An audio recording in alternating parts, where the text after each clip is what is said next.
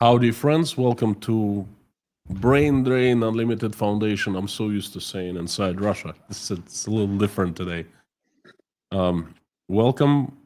I am honored to have Manos and Nikita today. Well, actually, we always do live streams with Manos, but I guess we both are honored to invite and to have Nikita at today's live stream. Well, I'll start with saying thank you very much for joining us. This is a YouTube channel for Brain Drain Unlimited Foundation, non-profit organization based in the USA that helps to bring GROM, Georgian, Romanian, Russian, Ukrainian, and Moldovan refugees to the United States illegally, so the new immigrants can contribute to American economy and American society. And we stage regular live streams where we discuss immigration to the USA and tell the stories of real people. And this is one of the days like this. We would like to introduce Nikita. He's one of our applicants. Well, he's on the way to becoming a U.S. resident. And basically me and Manos wanted to bring Nikita to talk to him, ask him questions, and perhaps give him an opportunity to tell his story. Manos, would you like to add anything? Just that for those of you who are familiar with our website, braindrain.work, if you care to, we plan to have these meetings from time to time with those people that are going to be your neighbors. They're going to come and live with us. They're going to work with us. They're going to do all that other stuff. So if you go to our website, and if you're so inclined, you can actually hit a donation, and you can target that donation to either Nikita or any other specific person that we're helping. And also, if you're working for a company that does matching, indicate that as well. And with that, I'll just turn it over back to you, Konstantin. Manos, what if we just ask Nikita questions? I think we should start by allowing him to introduce himself, tell us everyone his story, and we'll play it from there. How about that? Sounds like a plan. Okay. Nikita, hello. The stage is yours. If you could introduce yourself and like as I said earlier, to tell your story. Okay, I'll try. Hello everyone, my name is Nikita and I'm from St. Petersburg, Russia. I studied in St. Petersburg Polytechnic University, and I have a master's degree in automation, in process automation. So now I work in a company that designs and builds industrial refrigeration plants, and I work in automation department. So I do like stuff like designing electrical diagrams, like programming logical controllers and that type of stuff. So now I'm living in Tashkent, and I hope one day I'll be able to get to the United States with the help of Brain Drain.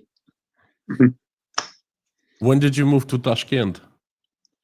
Well, I think it was like almost 3 years ago, like in autumn, like most of Russians. So I'm still here. Myself included. Yeah, trying to survive like in this heat. How hot is this? Like it's like almost 40 degrees Celsius, and like 40. 30 degrees at home. 105. Yeah, 40, yes. I believe 103, 105 Fahrenheit.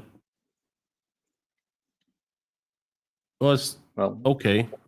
So and where in Russia are you coming from? Oh, I'm from St. Petersburg. I live like in the city center, so like quite nice place. But now I live like okay. Tell us a little bit about St. Petersburg. Where is the city located? What is the climate, culture? What's up with the city? Well, St. Petersburg is located on the Gulf of Finland, like pretty close to Finland. It is a nice city. It has a lot of rivers, canals, so a lot of water, and it was the capital of Russian Empire for almost like 200 years. So the center of the city is like almost like it was like 200 years ago. So it's very beautiful, and like the architecture is almost gorgeous.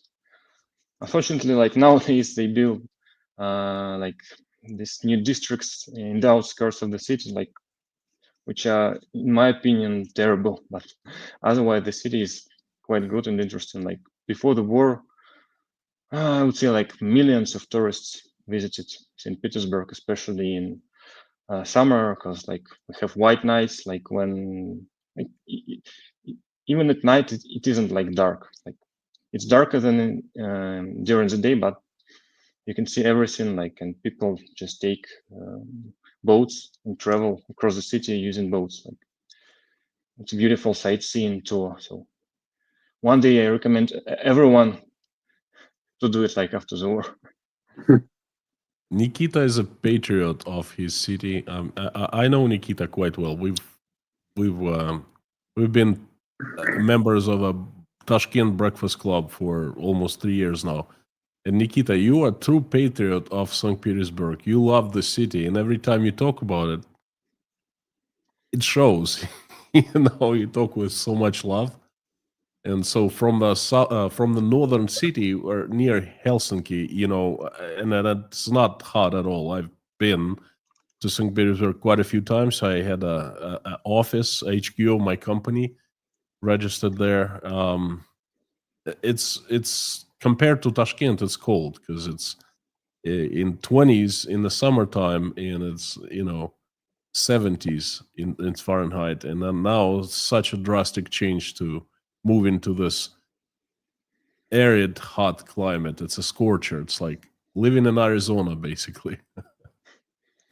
From moving from Maine to Arizona, that even colder than Maine, I think. That's St. Petersburg. Yeah, it's like in Canada, like maybe somewhere Yeah, from Toronto, Canada that type to of stuff. Arizona. Yes, you're right.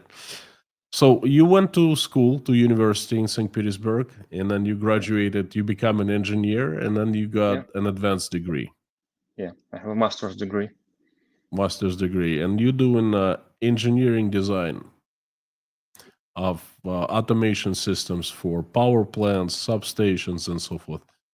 Is that correct?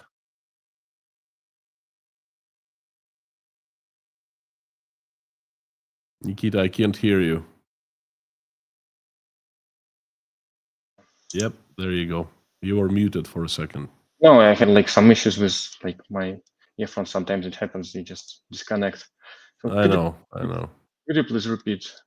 I said that you went to become an engineer, engineering designer engineer, and then you received master's degree, and you design automation systems for power plants, substations, industrial not for facilities.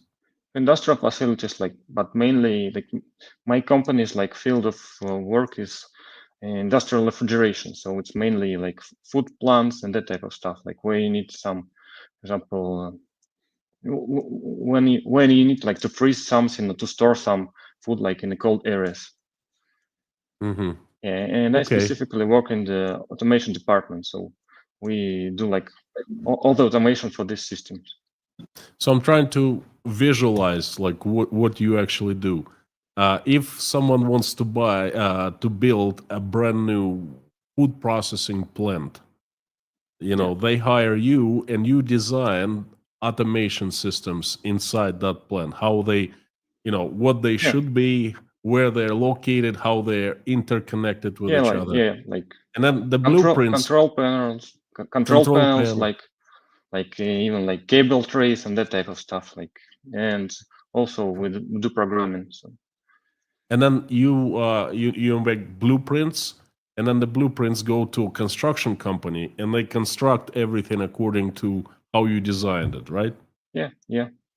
And then we also like participate in commissioning, because like our department is has a crucial role in it, because like we just make programs for these plants also. So that's pretty cool. How many projects are under your belt? What's your experience? Well, I Just would say give me a like rough number. like dozens, like for more than 10 years, like I think maybe. So 30 you've or been something. you've been designing industrial facilities for more than 10 years. So you have dozens and dozens of projects. Yeah.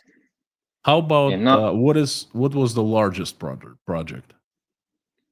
the largest one. I think like Miratorg meat productions like other among the largest. Like before the war, we have like a lot of customers from foreign customers like Heineken and Nestle. Like these companies, like I think you heard, like Heineken produces beer, Nestle produces like ice cream and that type of stuff. Yeah, so Not quite a only big I companies. have heard, not only I heard, I've consumed a lot of Heineken. I've consumed a lot of Nestle. In my younger days, I used to drink beer.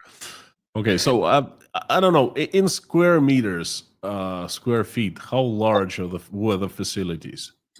Well, it's Just like the rough roughly, like for estimate. example, there was like a storage like for Miratorg that like was like 30 meters high, and like I think 100 and like 10,000 square meters, like something like this.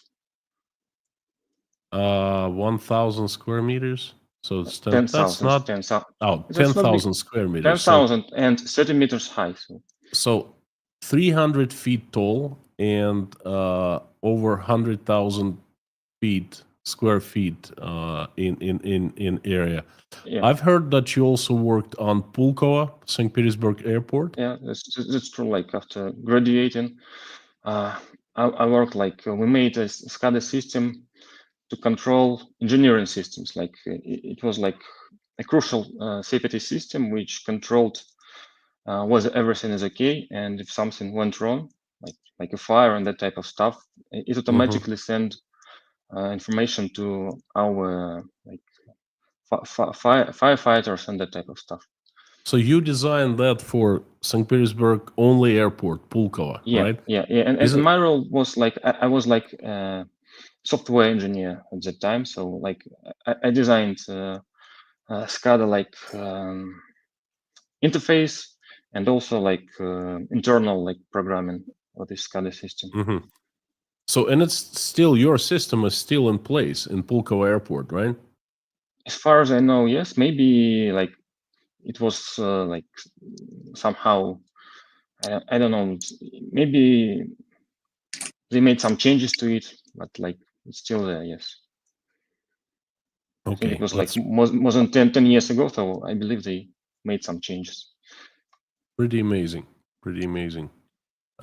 Manus, you perhaps you have something to add. Well, the thought occurred to me, and I don't know if you'll appreciate the humor. Just wondering if your experience with refrigeration has enabled you to cool down your apartment.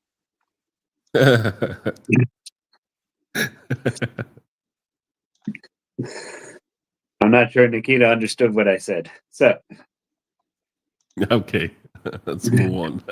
Yes. Yes. It probably did. And maybe I cut out. Anyway, that was yeah. When you think about coming to the U.S., what would you say your greatest hope is? What your hopes, your desires? What is it that you want to be able to do when you get here? I would like to have a proper job, like an interesting one, so I would be able to live in the United States. Like I'm not specific. Like I don't like have a specific state on my mind where to live, but I think there are a lot of good ones. So there is a lot of things which I can choose from. Okay. So I would like to specify, would you like to move to the USA to live there and continue working as automation system design engineer, or do something else, change career path? Well, I would like to continue, maybe like in different field, like not in refrigeration, maybe like in some other type of automation. Like it's not necessary. It's not that important, but actually, I would say that for me, it would be more interesting to try something new in my proficiency. So like automation is a very universal like proficiency, so you can just choose like various industries. From what I understand, you have passion for what you do, and you want to continue design systems, but probably bigger and more sophisticated, right? Yeah. So you want to grow up. Yeah. For example, in automotive industry and that type of stuff. Like, I don't know, Manos, is there a chance for Nikita to, when he moves, to actually land a job doing something like that? What do you think? If you're talking about industrial engineering, obviously, yes, that is the. I don't know if any nation does it bigger, than the United States. I think As far as that is, concerned. I do know that there's always, issues with innovation and things of that nature. I know specifically what he was talking about. I didn't understand it until I realized that yes, there are methods and procedures that are necessary to keep grapes on my table. So, that type of stuff.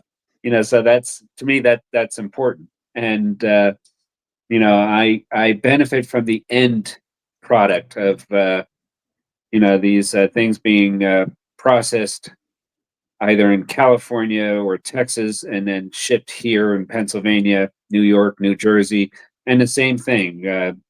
New Jersey is known for their produce as well, and they ship it out west. So so I know that there's always something involved with that, and I know with the assembly of machineries, uh, I know that parts are made here, parts are made somewhere else, parts are made, or whatever, and then they're brought to a certain facility, they're assembled, and I'm sure that there's automation involved with that, and then they're taken to another facility, and the assembly is finished. So yeah, I know that it's a big opportunity for those who are well versed and educated and talented in those fields. Manos, I'd like to expand a little bit here, Yes. because I have talked of immigration a bit on my channel inside Russia and here. Obviously more here at the Brain Drain. But for what I understand is a lot of people in Americans, when they hear others talking about immigrants, they all of a sudden like picture illegal immigrants come in the country through Mexican border, okay, unaccounted for. Or they think of immigrants who come with no language, with no skills, and kind of start like sweeping streets and things like that. But here at Brain Drain, we have this completely different concept. Our motto is we want to drain Russia's best drains, okay? And I've known Nikita for 3 years, and he is one of Russia's best brains. There's no question about that. He's a very good-hearted person. He speaks English. He's willing to move to a different country, to the USA, and embrace the culture. And he's willing to contribute to American society using his skills and experience that he already has. So just a little off topic. And I need to respond to that just very quickly. I want to make it very clear to everyone that is listening or whatever that there is no such thing as an illegal immigrant. Now, there are documented and undocumented people, but they're not illegal people. They're good people. They may have documents, they may not, but our function is to get those people here that we can use and that we need, because we need engineers, we need doctors, we need scientists, we need these people here, and they will help us grow. But yes, no I couldn't agree illegals. more. I couldn't Yes, agree more. Okay, it's probably my English. All right, I hear so many times illegal it's immigrants. a small percentage of the population of the United States. Right now, the numbers are like 80% are welcoming immigrants, and 20% are not. It's just a small, loud people next say illegal immigrants. And when you use language like that, you tend to refocus the narrative. And we want to make sure that we will challenge anybody who says illegal immigrants. Will say, yeah, they're not illegal. They're documented or undocumented. That's it. So people Oh, are by the not way, illegal. it's not a crime to be It's not a crime. undocumented immigrant in the United States.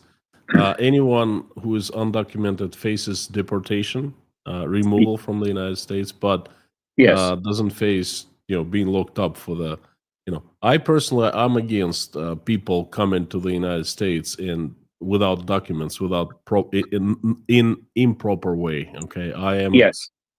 for proper way. I am for being law-abiding citizen, immigrant, I guess, not citizen, law-abiding person. Okay, because that's the only way. Yes. Because if anyone comes to the USA and is undocumented, then it's not good life, very hard life. I wouldn't wish anyone to have life like that. So, No. but anyway, Yes. go ahead. I'm sorry, Manus. No. That's pretty much it. I just wanted to make clear on that point. But it brings up an interesting topic or a question I want for Nikita. What are your concerns? I mean, you have a different perspective. You see news, you see other stories that are not presented in the United States, or they're presented in the United States in a different way. And so I'm just kind of curious, what is your greatest concerns about coming to the USA? Actually, I don't have a lot of concerns, like in terms of what, like, in terms of like news that I can read every day, like, because yeah, sometimes it happens, but since I'm going to do it like everything properly, like with papers and that type of stuff, my only concern is like how immigration officers like will make their decision.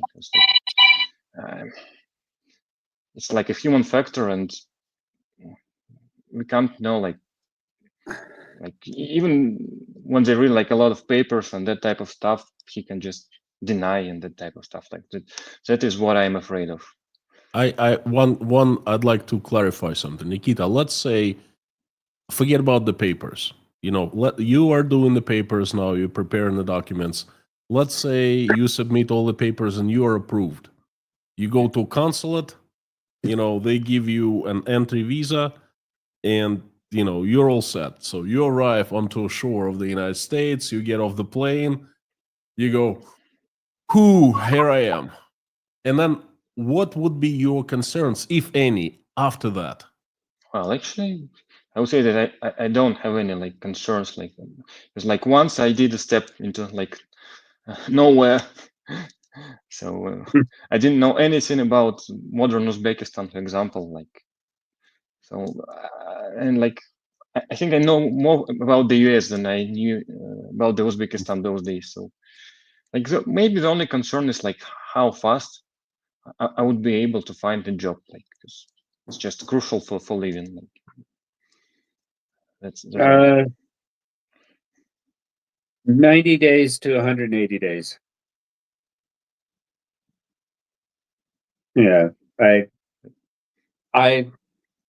had that is usually after the time that you arrive here, it takes between 90 to 180 days to get your green card. And I have a suspicion that there'll be people pounding at your door, once that green card arrives. So, Yeah, Yeah. if by the time I can get a green card, I find a job, like it would be perfect. Like so.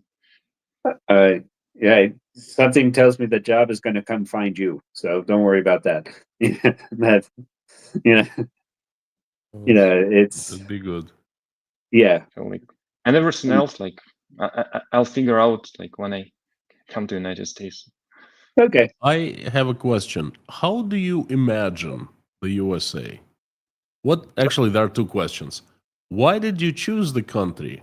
And like, how do you imagine the country? How do you imagine living in the country? Well, actually, I like that the United States has a big diversity of the states. Yes, so each state has its own laws, its own culture. So I think it can be almost suitable for everyone. So just need to find a proper state that you like, a proper city, and you will be okay. So I just can't like maybe imagine any countries that have such a big diversity of like the states are almost like country in country. So and you can Country in travel, country. yeah, like but you can travel and choose whatever you like. So like because you are not limited like to living in one country in one state. For example, if you have a green card or even like a citizenship. So Well, it does vary. You're right about each state has own culture, but they're all interconnected, united by American culture. Okay, so you won't find people, let's say in Maine, in Texas, like aliens to each other. They're Americans first, and then second is they're Texans and Mainers. well, I would say people are not aliens to each other. So like, for example, like in European Union, like they have different countries, but mostly they have like the same values and same like That's true. faith and everything. So, and in United States, well, I believe, as far as I know from United States, that, like it can suit everyone's needs. Because like if you want an IT, like you can live in California. If you want like industry, you can live on the East Coast and that type of stuff. If you want like, for example, hot climate, you can live in Arizona. If you want a colder one, you can live in Maine, as you told me. So, But let's forget about the geographical and climate diversity. What about people? How do you imagine Americans? as far as I know, like again, in different states, they're different. Like some are more conservative, some are more like how to say open. Like for example, like there is a lot of different stuff that happens in California, and like they are not conservative at all. And for example, Texas is pretty conservative state, so like whatever political whatever like political type you like, you can choose. So I believe like that people are quite different. Like mostly what I like that like because the United States is a country of like immigrants. So like if you come to United States, you won't be like an alien to them. So if you work, if you live, like if you follow the laws, everything will be okay. So they won't look at you like you're someone from another planet and that type of stuff. So they will help you like this. Well, I I, would. I lived in the USA for a long time, for quite a few years, and I can tell you that that is still true. I mean, you come to the country and you live there, and if you are open to the new culture, to the new language, if you're open to new people that you meet, then you get everything in return. They embrace you, they welcome you, they work with you, and they treat you as equal. That's I'm also immigrant, so Mhm. to me it was the most important thing in the USA, that I was not treated as an outsider. I was not treated as immigrant. Yeah, I was treated like, okay, you've come to the USA, welcome, you're one of our own. Okay, that type of thing. You speak English with accent, it doesn't matter. You want to live in the USA, all right, welcome. You want to work, you want to be a law-abiding person. And not once I've received I got attitude from anyone like, oh, you're from Russia, what are you doing here, go back to Russia. So that's the beauty of the country. Yeah, and I think, for example, in European Union, like in some countries, it's like different. For example, like all France. countries, you're not going to be French no matter what you do. You learn how to Yeah, speak French. Italy, the UK, I mean, still wonderful countries, don't get me wrong, I like them, but you're not going to be one of their own.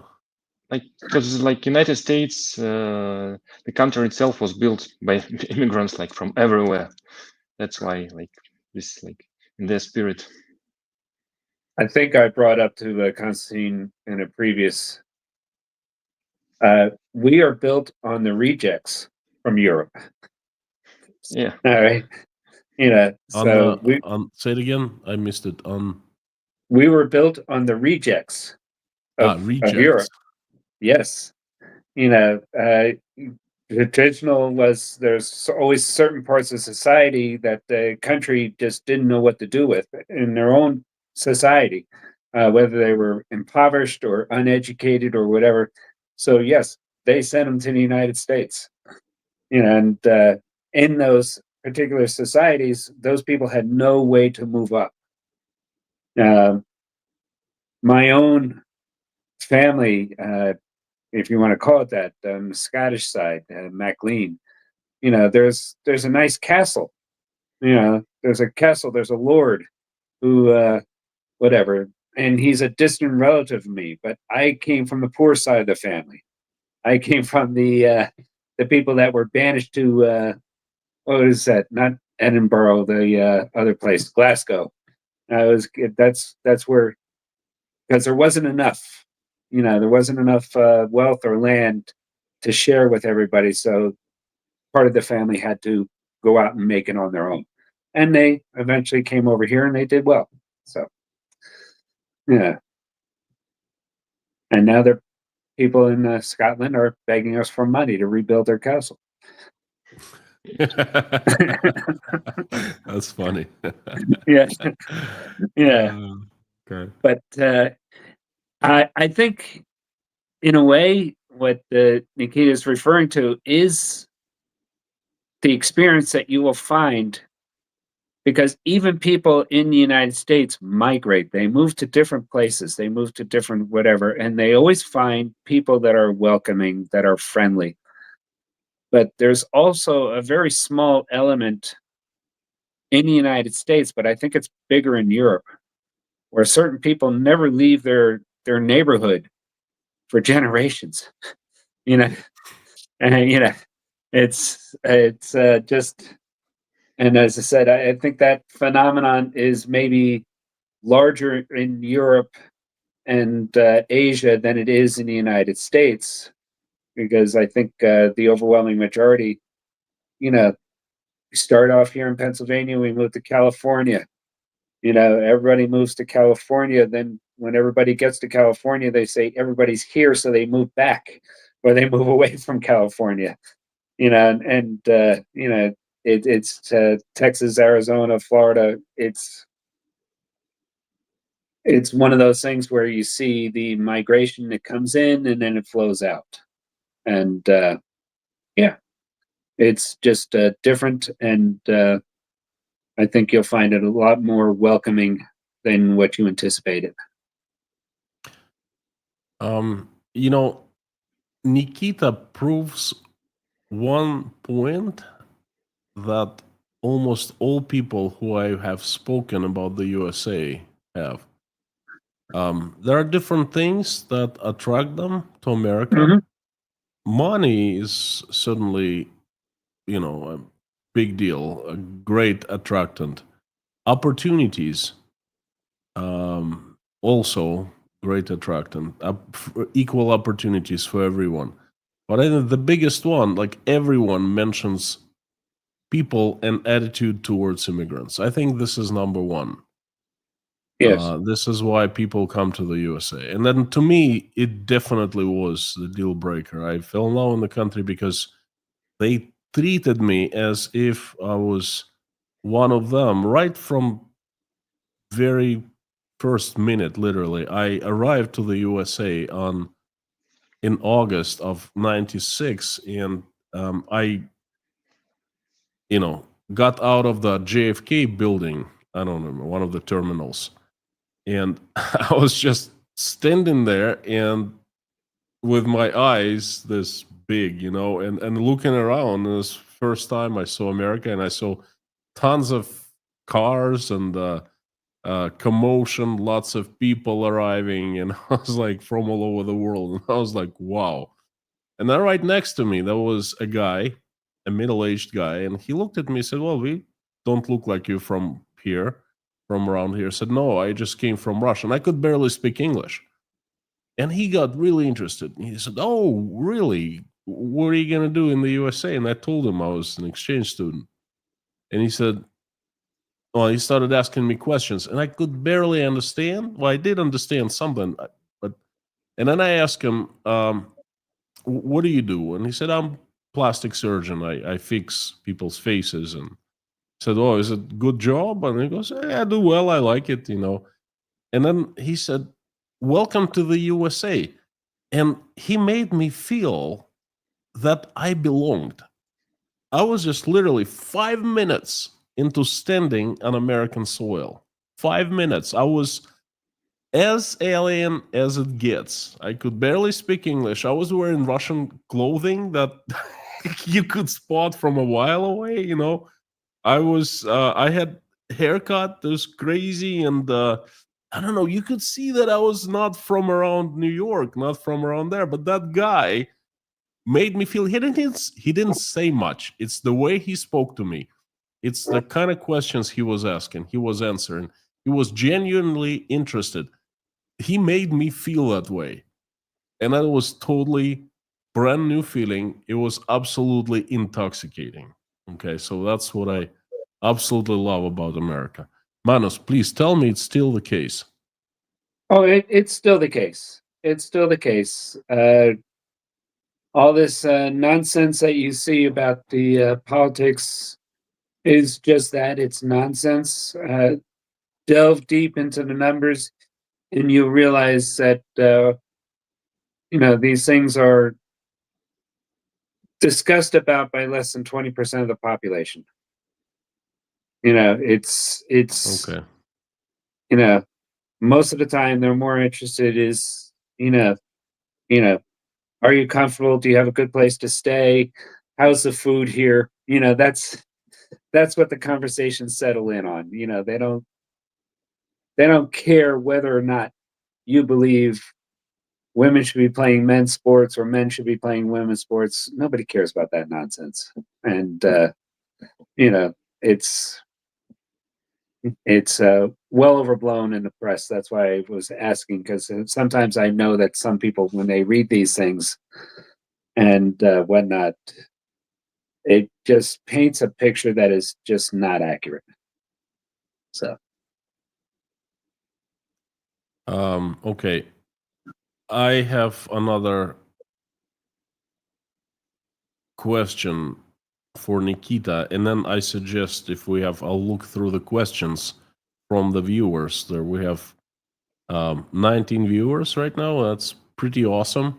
okay. I think very, very good turnaround. Unfortunately, it's really difficult for me to switch from one system to another, and now we're using StreamYard, and then I don't know much how to operate it. I use completely different system, But when I need to invite other guests, it's just StreamYard seems like the best option. But anyway, for Nikita, I have one question.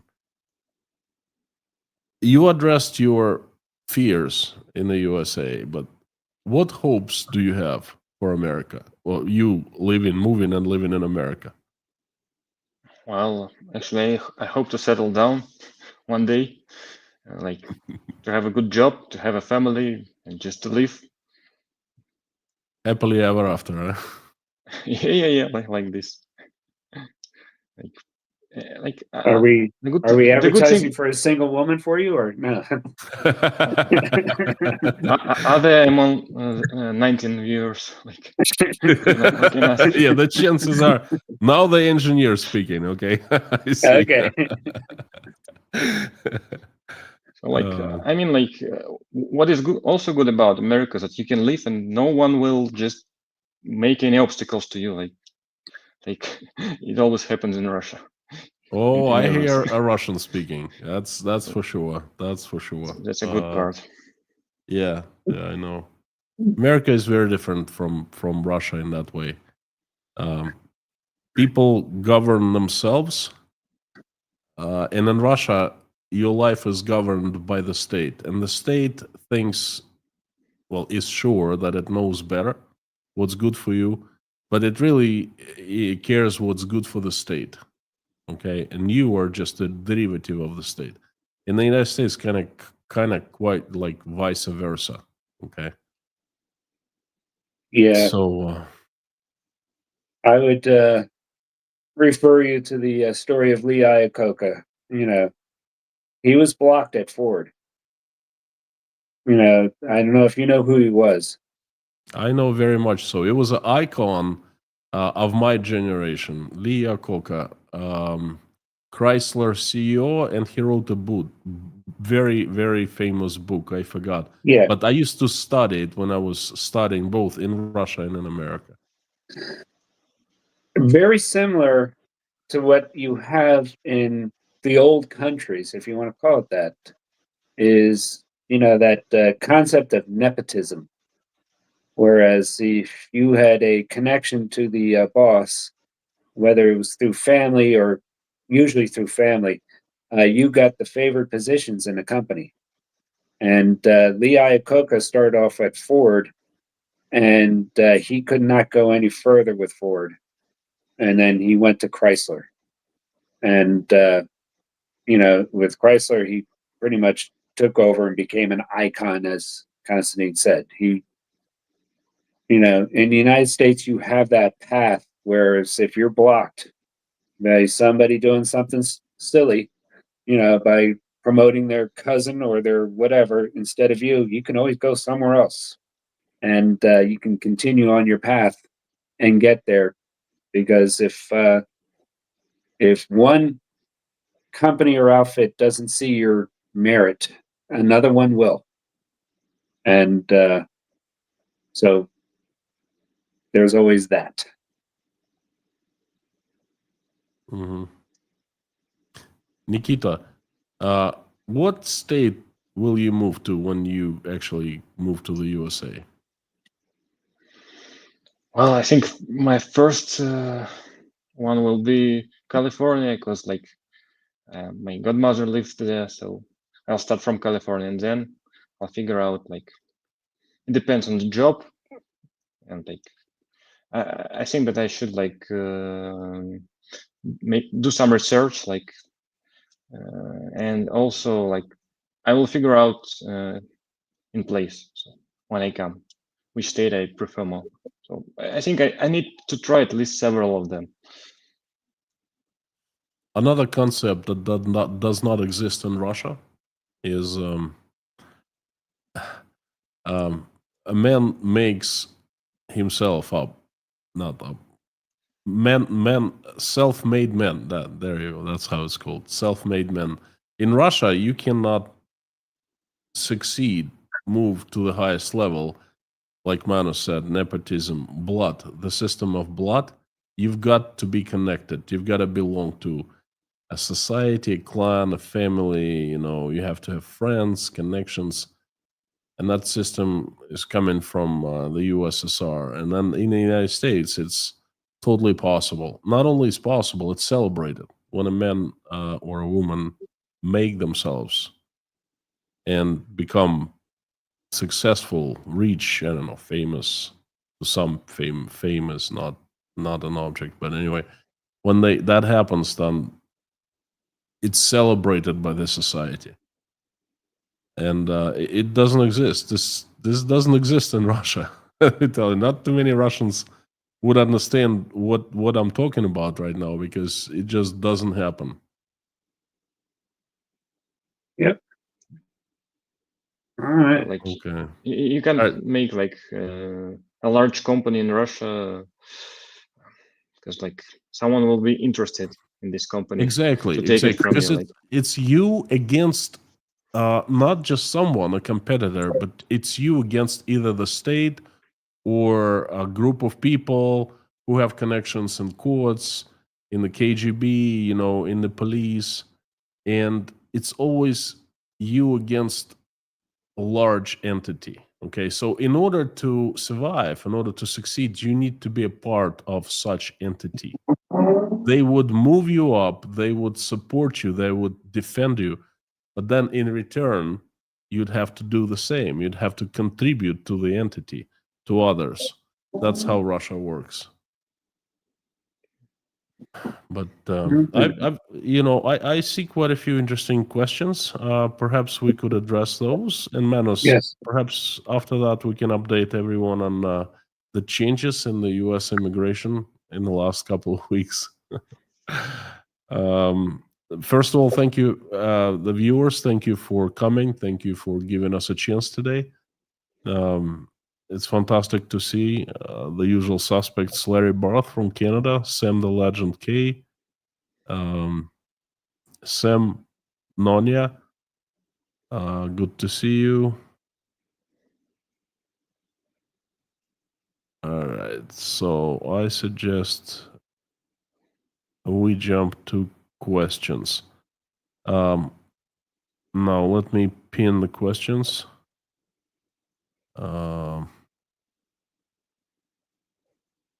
There you go.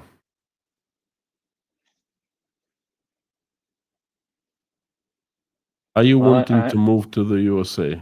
Have you already moved to your preferred destination? Yeah, I want to move to the United States, but like still I'm preparing my papers and that type of stuff. And like as I previously said, I would like to start from California.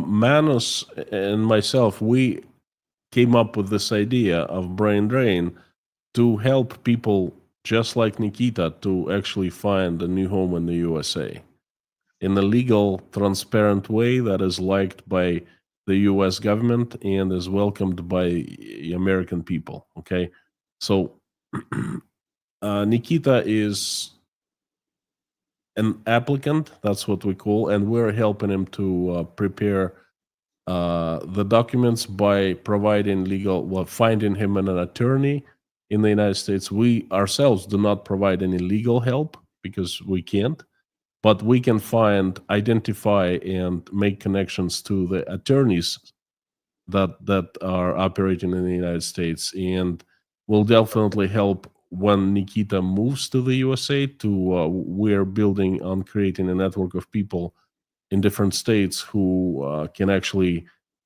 show things around, give rides, and to make the transition as smooth as possible. Okay, so Nikita is in the process. Let me just clarify something there. We are not in position to offer legal advice now, but ask me again in 4 weeks. Okay. I will ask you again in 4 weeks. Yes. We do work with attorneys who are very good. I'm very pleased with both these guys. And I think Konstantin is also very pleased with them. Very, very their pleased, expertise. Yes. And what we do is we help people like Nikita, and we back them up. because these things can be quite expensive, and the reality is that finding a bad attorney in the United States is just as expensive as finding a good one. So, and And that's much we easier to find a bad one than a good one. yes, but they're both expensive, you know, Oh yeah. and but and we know that people in Nikita's situation and whatever, it's a situation that they all share. They just don't readily have those funds, so we back them up. We fill in the gaps that they can't, and we just get it done. Today's climate, and I'll jump whatever because Constantine was referring to that. One of the things that has changed is that there's been an influx of applications for um, immigration in the United States, and that is causing a lot of mistakes, both on the applicant side and on USCIS side. So you definitely need to have that legal representation to not only avoid your own mistakes, but to correct the mistakes made by USCIS. So, Um, I have a question I'd like to answer myself. Uh, Sam says not anymore, Constantine. It probably refers, most likely refers to when I said that a lot of people come through the Mexican border into the United States being undocumented, unaccounted for. So it says not anymore. The U.S. has a much better border now. Well, I'm glad. I'm glad. I'm personally against anyone just crossing the border and trying to make it in the USA without legal right to do so. Okay, there are quite a few people. They came to Tashkent Breakfast Club when the mobilization happened in Russia, and then there was an exodus of, I'd say, millions of Russians, mostly men, and their families followed. And a lot of them came to the breakfasts in the first months. And Nikita remembers. Nikita was actually one of them who came for the breakfast. Nikita stayed, but a lot of people transited. They transitioned to other places. And I remember we literally sat at the tables, and then they were asking us where they should go next. And there are different countries: Sri Lanka, Argentina, European countries, in Australia, and the United States was, of course, number one. And I remember I was asked if they could fly to Mexico and cross into the USA. And every single time I strongly advised not to do that because I don't believe in that method of getting into the USA. I believe in legal path to immigration. I believe that you arrive to the USA and it's approved by the US government. That's the only way, because the other way is just it's a disaster, a personal disaster, and it's not good for the country. So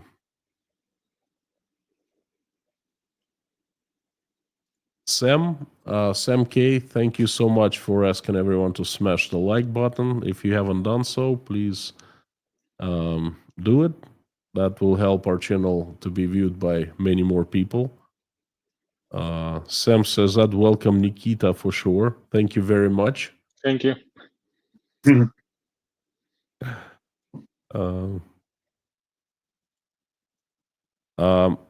Only those who claim asylum. I'm not sure what that is referred to, but I don't. I don't suggest anyone claims asylum. Asylum is such hard and long procedure, and the not too many people are actually granted asylums. I mean, if you are really like under threat of being thrown to prison, that's I guess that's the only way. But a lot of Russians have claimed asylum, saying, "Well, it's too generally scary to live in Russia. It's too risky." And guess what? There have been so many denials. So that's the path I would not recommend anyone to go. There are different ways. Yes, you would have to go to uscis.gov and you can see what the requirements for asylum petitions are. There's 5 criteria, I believe, but in the employment version, you just have to show that you have a master's or above or bachelor's with 5 years progressive experience. So it's, again, to the criteria for employment based is a lot easier. Obviously, the employment criteria for family based is both easily identifiable, but maybe not so easy to obtain. So, yeah, Mhm. but yeah. Next Thank you. question. Thank you. Larry Barth asked if we have any mods on the channel to introduce them. We don't. There are no mods on this channel. Our channel is very young and small, so we haven't gotten to that stage yet. We're just actually getting started with live streaming. It's our second Oh, live stream. by the way, we crossed 100. Yes, yes. Sam says, oh, I remember. Otherwise, they violated U.S. laws. That's when I said that undocumented people are not criminals. They did not violate U.S. law. They violated conditions of their stay in the United States. But if anyone violates U.S. law, he becomes a criminal. There's no question about it. It doesn't matter. A tourist, a student, foreign student, American, or undocumented person, it doesn't matter. I mean, it's obvious. Anyone do not break US laws, do not break any laws whatsoever.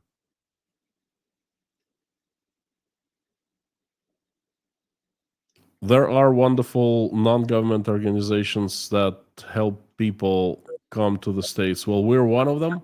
Me and Manos founded Brain Drain Unlimited Foundation, and we are helping wonderful people, smart people, to come to the USA to contribute to American economy and American society.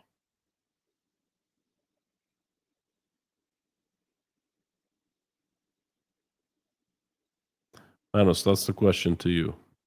Okay. If you're familiar with Texans. I am not familiar with Texans. Well, my brother and my father were Texans, but I never noticed them sleeping in their hats or boots.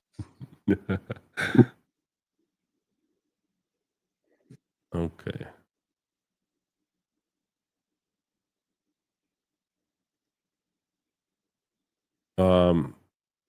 Sam, I am conservative, yet I champion those who come here to better the country, themselves, and respect the rule of law.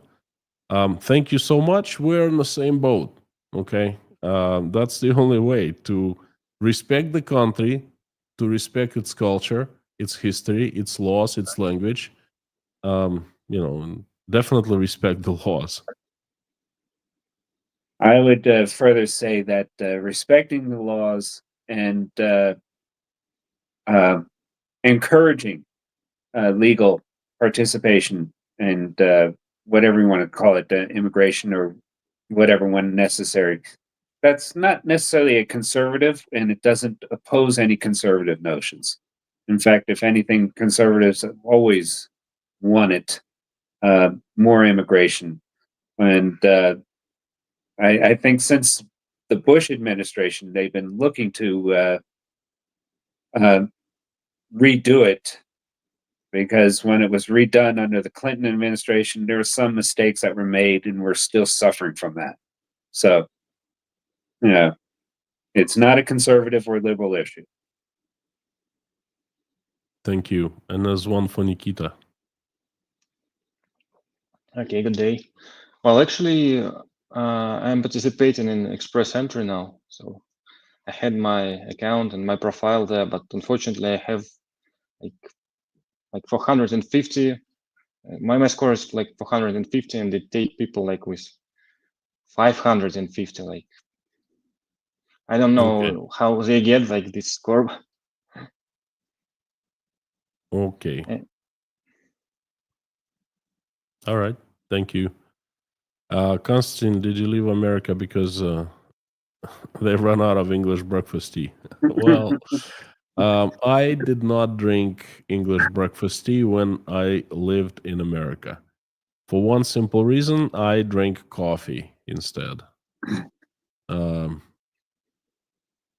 coffees in America is pretty good, I'd say, and it's widely available, and it's cheap. Where it was cheap back then, it was $1 a cup, and it was a social connector, so to speak. So, and it's addictive. So once you get hooked on coffee, it's hard to get off. And I definitely was hooked.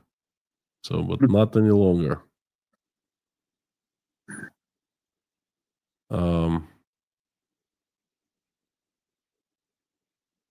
That's a question to me. Konstantin, did you work with an organization to get here? Yes, I did. I worked with the U.S. State Department. I won a grant financed by the U.S. State Department to study in the United States for 1 year. I participated in a competition. There were like 40 people fighting for one space, for one place to, in this program. So I bet 40 other Russian students, I guess. And you can say U.S. State Department is an organization. So yes, I did.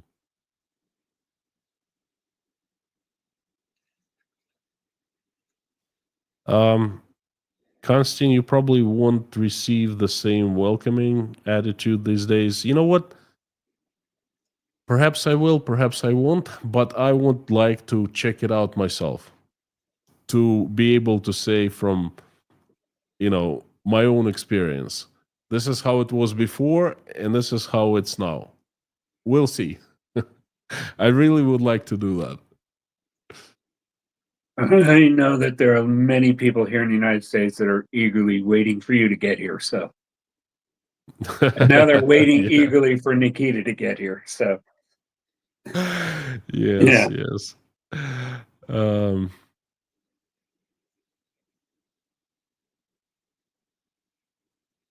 Hang on, I'm looking through the questions. There you go. That's for Nikita.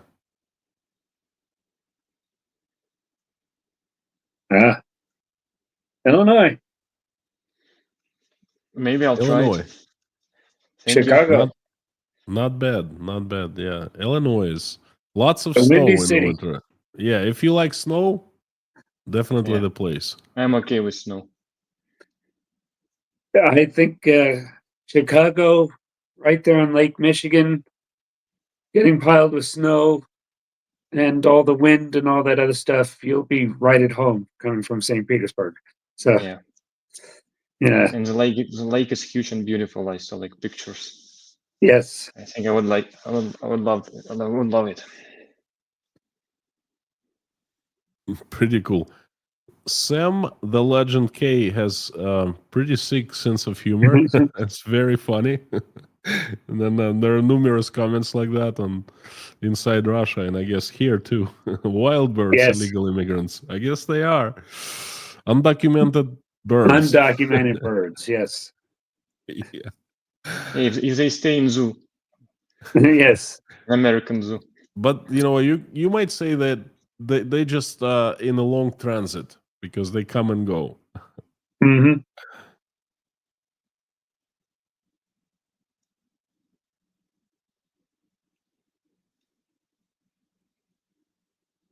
Terry, good to see you. Terry is probably has never missed one live stream at Inside Russia. It's fantastic to see you, friend.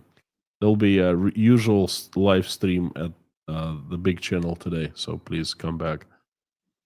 It's obvious that the immigration process is very complicated.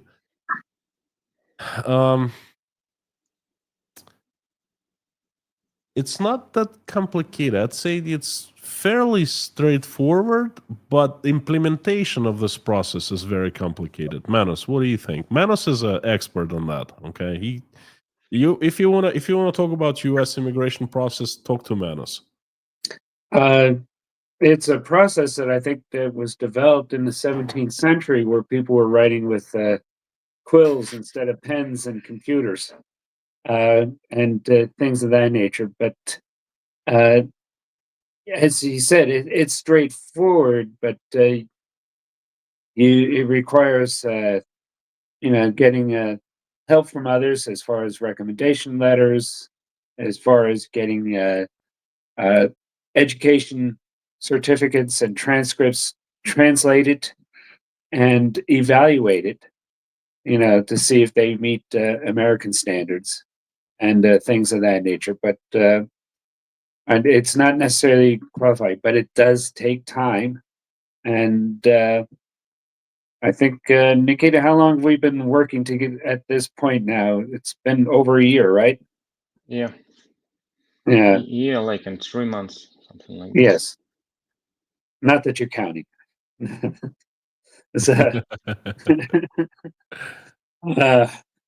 but that is just to get the paperwork prepared up to this point. And in fact, in 2 minutes, we have to leave here to go to another meeting, Nikita and I. And hopefully that will put the final lap, and that will take another, 6 to 8 months to get through to process. So, it's cumbersome, but I think it's well worth it at the end. Thank you very much. We're wrapping up. Nikita, thank you for coming and joining us as our guest today. Manos, we shall do that again next week.